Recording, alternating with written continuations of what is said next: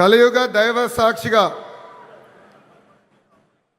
ప్రజాప్రభుత్వం 2 ఏళ్ల పాలన పూర్తి చేసుకుంటాం జరిగింది. ప్రజాప్రభుత్వ అధికారంలో వచ్చిన తర్వాత ప్రశాంతత వచ్చింది. ఇప్పుడే సహచరం మంత్రి అచ్చెన్నాయుడు గారు ఒక మాట అన్నారు. ప్రజాప్రభుత్వం వచ్చిన 2 ఏళ్లలోనే ప్రజలకి స్వాతంత్రం వచ్చిందని. మనందరం చూస్తున్నాం. జేసీబీలు లేవు, దాడులు లేవు, హత్యలు లేవు, అంతెందుకు బూతులు కూడా లేవు. ఈరోజు నాకు ఇప్పుడు కూడా బాగా గుర్తు, యువగలం పాదయాత్రలో ఇదే చంద్రగిరి గడ్డపై మీటింగ్ పెట్టా. ఆనాడే చెప్పా, వెంకటేశ్వర స్వామి జోలికి వెళ్ళొద్దు, మాడి మసైపోతామని ఆనాటి ముఖ్యమంత్రికి నేను హెచ్చరిక జారీ చేశా.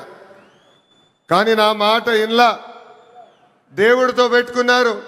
ఇప్పుడు వాళ్ళ పరిస్థితి ఏంటో ప్రజలందరూ ఒక్కసారి ఆలోచించాలి.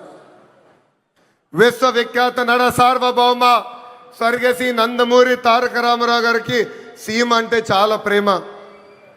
ఆనాడు కరువు వస్తే జోలు పట్టుకుని సీమ ప్రజల్ని ఆదుకున్న వ్యక్తి ఎన్టీఆర్.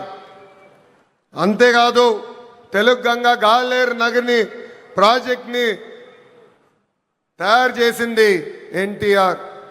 మహిళలకి ప్రత్యేకంగా విశ్వవిద్యాలయం ఏర్పాటు చేసింది ఎన్టీఆర్. నిత్యం అన్నదానం కూడా ప్రారంభించింది ఎన్టీఆర్. ఇప్పుడున్న రాజకీయాల్లో విరాట్ కోహ్లీ మన చంద్రబాబు నాయుడు గారు. అవతల వైపు బౌలర్లు మాడుతూ ఉంటారు, కానీ బ్యాట్స్మెన్ ఓన్లీ వన్, అది మన చంద్రబాబు నాయుడు గారు. రాయలసీమను రాయలసీమగా మార్చిన వ్యక్తి మన చంద్రబాబు నాయుడు గారు. ఎవరికి తెలియని సమయంలో బిందు సైద్యం పరిచయం చేసి ఏకంగా రాయలసీమలో రత్నాలు పండే విధంగా చేసిన వ్యక్తి మన సిబిఎన్.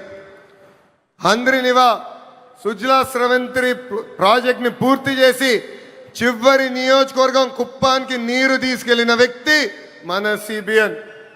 అంతెందుకు పులివెందల కూడా నీరిచ్చిన గొప్ప వ్యక్తి మన చంద్రబాబు నాయుడు గారు. ఇప్పుడు ఏకంగా 1,00,000 కోట్ల పెట్టుబడితో మిషన్ రాయలసీమ కూడా ప్రారంభించబోయే వ్యక్తి మన ముఖ్యమంత్రి చంద్రబాబు నాయుడు గారు.